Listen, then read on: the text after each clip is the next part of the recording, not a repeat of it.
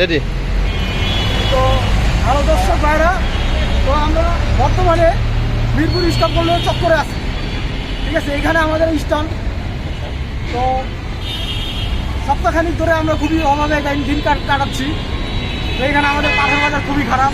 তো আমাদের আর্মি ভাইয়েরা খুবই কড়া আইন নিচ্ছে রাস্তাঘাটে।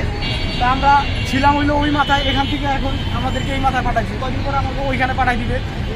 তো আমরা খুবই এখন বিপদে আছি, আমাদের সংসার নিয়ে টানাটানি, খুব আমরা অভাবে দিনকাল কাটাই। আমরা পাঠও চালাই, সেজন্য যে আমরা যে অনেক টাকা কামাই সেটা না, এটা দিয়ে আমাদের জীবন কাটে ভাইয়া।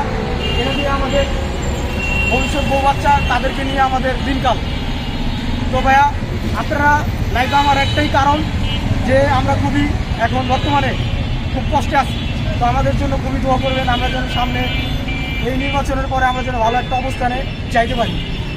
তো এটাই আমার শেষ কথা। আল্লাহ হাফেজ।